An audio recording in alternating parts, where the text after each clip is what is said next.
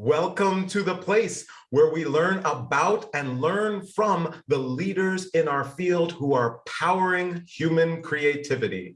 I am Aaron Dworkin, and this is Arts Engines.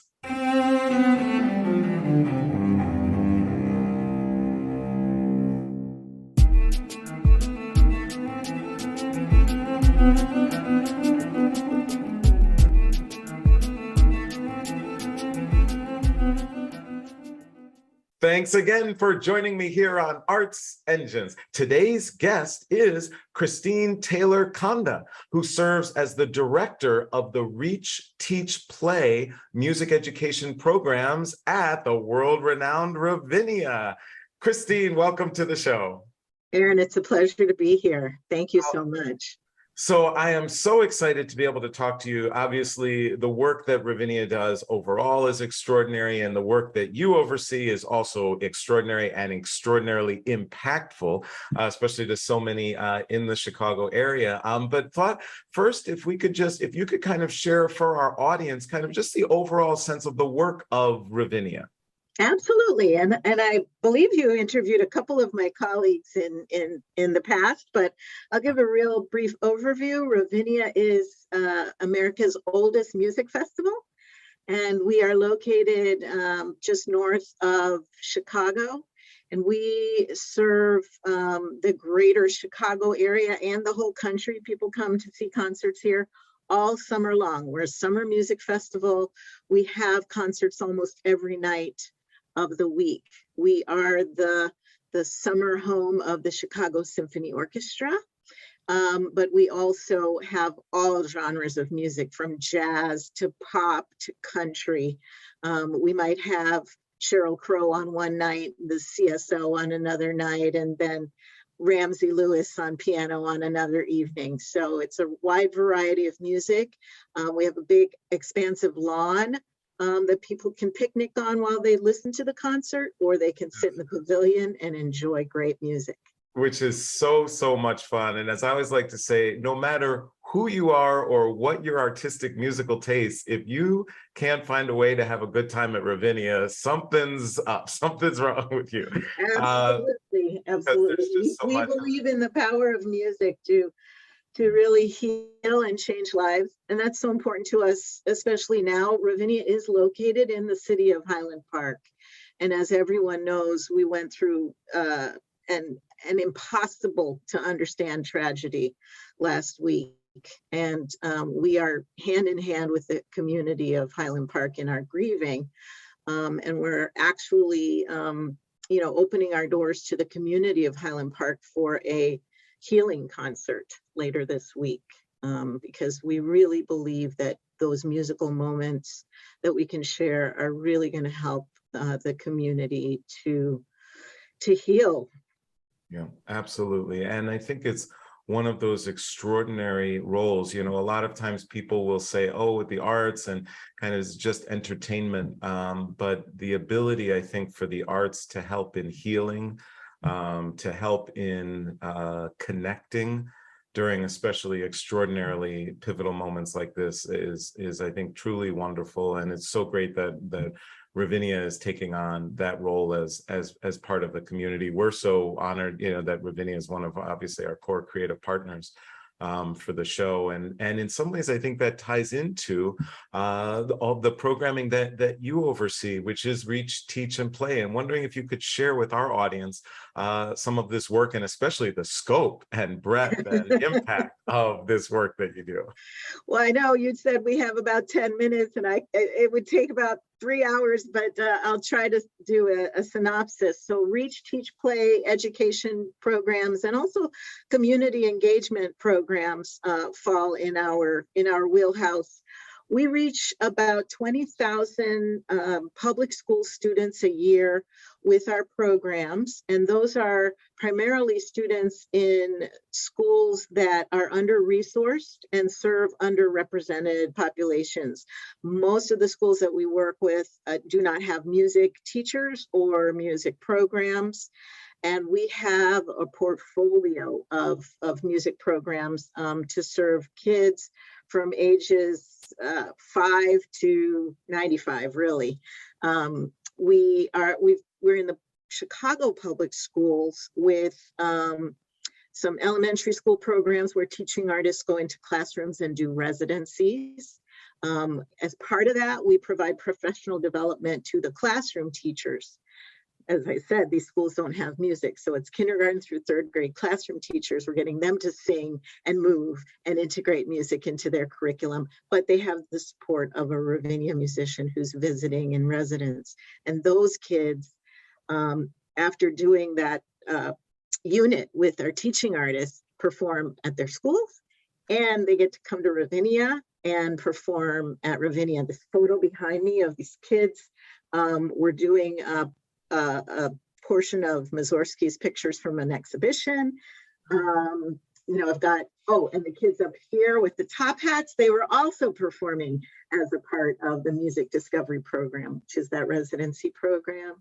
In Chicago, we are also known for our Ravinia Jazz Mentor Program, which the great Ramsey Lewis actually created in the mid-90s to give kids who are in band programs a way to go deeper into jazz studies. There are some, as he said, some jazz students who are really hungry for more.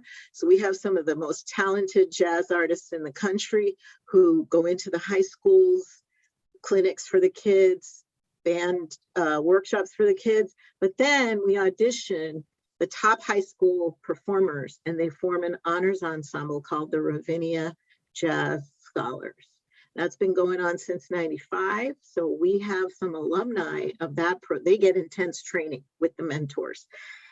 And many of them have gone on to illustrious careers, including Marquise Hill, who won the Thelonious Monk Jazz competition a few years back. We've got alumni from that program who are now teachers in Chicago public schools, who are music teachers. So it runs the gamut, from the little kids all the way through high school and beyond. In our play, so that's our Teach program. The Reach programs started way back in the 60s. The Ravinia Women's Board, which is an auxiliary board of ours, really encouraged the whole festival to serve folks who could not afford to come to Ravinia, even back then, and created a free lawn pass program so social service agencies and music schools could bring their constituencies to Ravinia for free concerts. So there's a legacy of what we do at Ravinia. Then we went into the schools, and then our play programs. We have the jazz program, as I mentioned, but we also have a program modeled after El Sistema. And it's called Sistema Ravinia. And in that program, we have 3 different orchestra sites, and we are giving instruments to kids in 4th through 8th grade and training them in orchestra. Wow. So it's just like the El Sistema program. And you yourself have a leadership role with El Sistema as well. Yeah. I also serve on the board of El Sistema USA. And actually, I was on the board for a couple of years with your beautiful wife, Afa, and have stayed on the board. I chaired the board of El Sistema USA for a couple of years, and I'm just finishing up. This is my last year, second term. So awesome. That's a program that brings so many resources to organizations around the country that are really trying to uplift kids and create social change through these ensemble programs. I'm proud to be a part of that as well. Yeah. Awesome. Well, it's extraordinary, especially the breadth of everything that you do at Ravinia. And one thing I was wondering, because obviously, right, all of these kind of structures and formats and impacts of the program is amazing. As you do all of that work, and whether it's the teaching, the reaching, or the playing, if you will, are there any kind of fundamental principles that drive as you think about the work that you're doing, that you share with all of your team, that kind of drive and underlie everything that you do? And I'm just kind of curious because so many in our audience, would do similar work maybe at their organizations and are just kind of might be thinking kind of, are there any of these kind of guiding principles that help you to know, should we evolve something? Do we or do we not do something? Are there kind of these guiding principles that you have? Yes, yes, there are.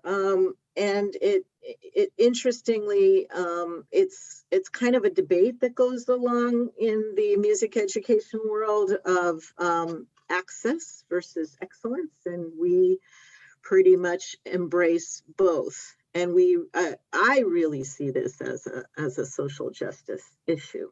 We need to provide access to kids and adults to the arts and to music, but we want to provide it in a way that goes beyond mere entertainment or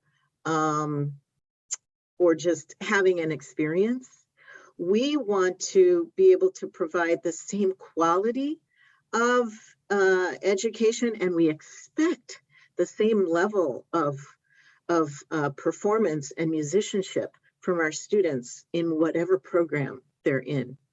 Most of our students are Black and Brown students on the south side of Chicago, the west side of Chicago, or all the way up to Waukegan, which is primarily Latino populations. And whether they're in the orchestra program or the jazz program, or they're at our community music school on the west side in Lawndale, which I forgot to mention, we got so many programs, or they're learning, Go Tell Aunt Rhody or Hot Cross Buns in kindergarten in the music discovery program. We expect a certain level from them, and they feel so accomplished and so great. Like the little kids in kindergarten, if they're singing Go Tell Aunt Rhody, we're talking to our teaching artists about what pitch range is great for these students so that they'll match pitch, so they'll sing in tune. And when they do it and they perform like that on the stage at Ravinia, and they're not only singing and enjoying life, but they're singing in tune and performing really well, you can see that sense of accomplishment. So it has to go hand in hand. Obviously, 20,000 kids, we have a mandate to reach as many people as possible. Totally. But at the same time, that excellence and that expectation that musicianship at the highest level can be achieved by any child or adult if they have the right training. Those are two of our real, they're very, very important to us.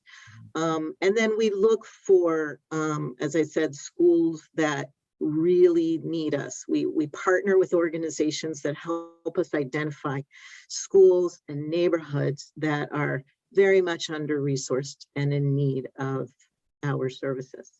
It's just extraordinary work. It really is, and just amazing, and having such an impact. Unfortunately, we are just about out of time, but I always like to ask my guests, in terms of your own leadership style, there's got to be tough days, challenging days. And when you face those, how as a leader, what do you draw upon for strength, for guidance, for resilience? Thank you for asking that. One thing that I draw upon is my family. My whole family's from Jamaica. I just went to visit my parents in Florida and came back. We're really tight-knit, always into the arts, none of them professionally, but always going back to that. My faith, I'm a pretty devout Christian, and I go back to the faith. But I also go back to, and it's easy for us, the relationships that we're building with kids, with families, with communities, very important to us. And it buoys us along, when times get tough or days get hard. It's been here 20 years now, so it's a beautiful place to be, where kids, adults are learning music, making music, and just feeling wonderful about it. So it's a dream job. Christine Taylor Conda, you truly are one of the arts engines who is powering human creativity in our world. Thank you so much for being on the show. Thank you so much, Aaron. It's been a pleasure.